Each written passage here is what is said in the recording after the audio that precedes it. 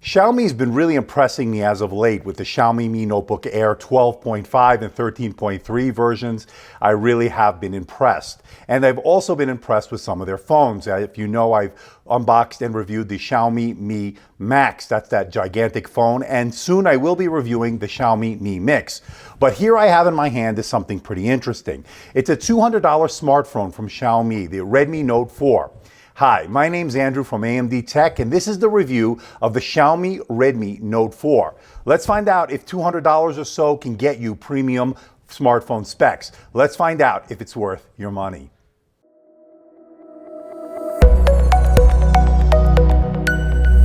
In my never-ending quest to find the perfect budget smartphone, Xiaomi released the Redmi Note 4. By the looks of it, it has all the specs you want in a smartphone. Good processor, good RAM, good amount of storage. Let's find out if it lives up to the hype. What you get under the hood is the Mediatek MT6797 Helio X20 processor, Deca-core 2.1, and it has the Mali-T880 GPU. It has 3 GB of RAM and 64 GB of onboard storage. Now, GearBest sent this over. It's a review unit, and it does cost about $220 or so, but you can get it on sale as they are having flash sales every now and then. Check below for the latest price. The Redmi Note 4 weighs 6.17 ounces, only 0.33 inches thick. It's very thin and light and is very elegant looking. Its all metal design really screams premium looks, but it doesn't have that premium price, something I'm really impressed with this design.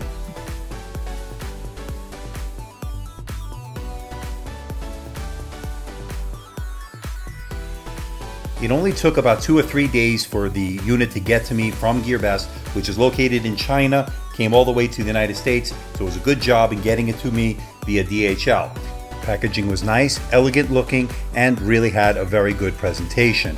Opening the box, you're greeted by the Xiaomi Redmi Note itself, and it looked very premium looking. Again, this looks a lot more expensive than its actual price. Moving along in the box is some documentation, and you get your SIM ejector tool to access the SIM tray. We'll talk more about the dual SIM tray later in this video. Now, one thing I was a little bit disappointed in is that this uses a micro USB to charge the device, not the more modern and more future-proofed USB Type-C. A little bit disappointing since the Redmi Note Pro, which I'll be reviewing very shortly, has USB Type-C. Now, the star of this show has to be its 5.5-inch IPS display with a full HD resolution. That's 1080 by 1920. And for those keeping score, that's 401 pixels per inch. It gets pretty bright at 450 nits. Xiaomi decided to go with 2.5D arc glass over any Gorilla Glass, probably to save money. Nonetheless, I've been impressed. It's held up very well. It's been pretty scratch resistant. At 5.5 inches, I think that's a sweet spot in terms of phablets. It feels good in the hand, yet it's still manageable.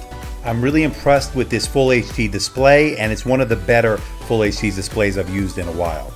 Now, touring the ports of the device, here you see your microphone, your IR blaster, we'll talk more about that in a little bit, and you have a 3.5mm headphone jack. Listen up, Apple fans, something you probably are missing. Moving along, you have the microphone on the bottom of the device, and you have your micro USB. This is where you'll charge the device. Unfortunately, again, it's not USB Type-C. And you have your lone mono speaker. We'll talk more about the sound later in this video. Moving along, to one side, you have your power button and your volume rocker up and down. And on the other side, you'll have your dual SIM tray, which are dual standby. Or you can use it instead with a microSD card. It runs the MIUI OS, and I'm not the biggest fan of this. It's more iOS-like than I would like, and so far I've sideloaded the Google Pixel launcher. I'll put the link below to where you can find that information on how to sideload it. It's actually working pretty well as a launcher on this device. On the back is the fingerprint sensor. It worked well. I actually prefer to have the fingerprint sensor on the back. It registered pretty much every time without any issues. As far as the front-facing camera, it has a 5-megapixel f2.0 shooter. It does 720p at 30 frames per second. Wasn't the greatest in low-light situations, but certainly was serviceable. And on the rear is a 13 megapixel shooter at f2.0, and it shoots 1080p at 30 frames per second. Unfortunately, there's no 4K on this camera, which is a little bit disappointing, and it also didn't do great in low light situations, although I was able to take a picture of the beautiful sunset as you see here in beautiful Las Vegas, Nevada.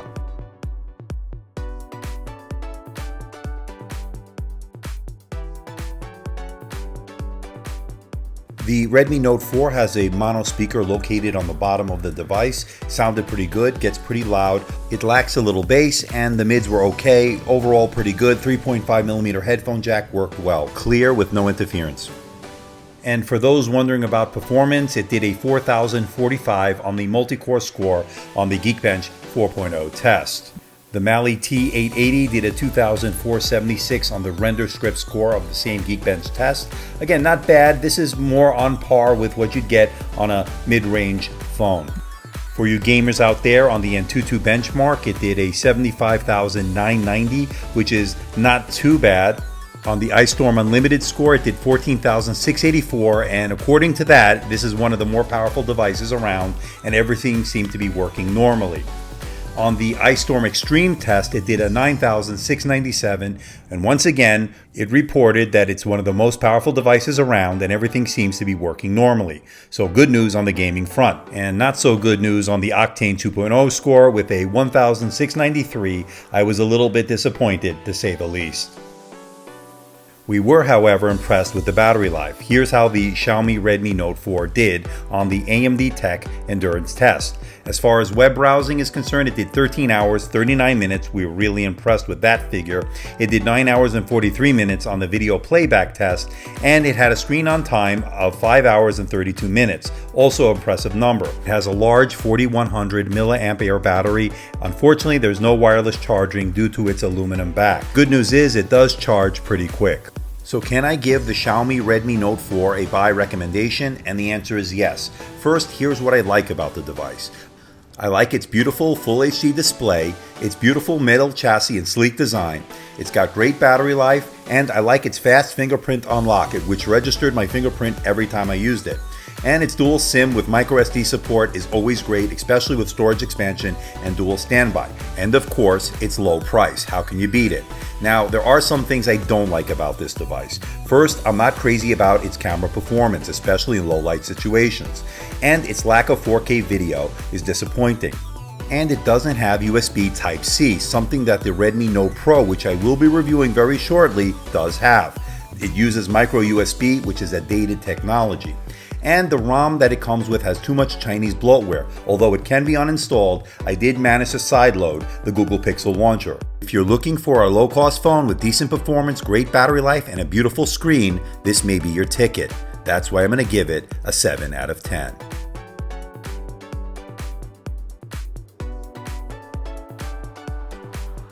So what do you think about the Xiaomi Redmi Note 4? Is it something you're considering picking up at $200 or maybe even less, or around that range? Are you impressed the fact that it has decent specs, a nice full HD display, one of the best displays I've seen on this price range? And I also like the fact that it has great battery life. And again, the price is something that's very attractive.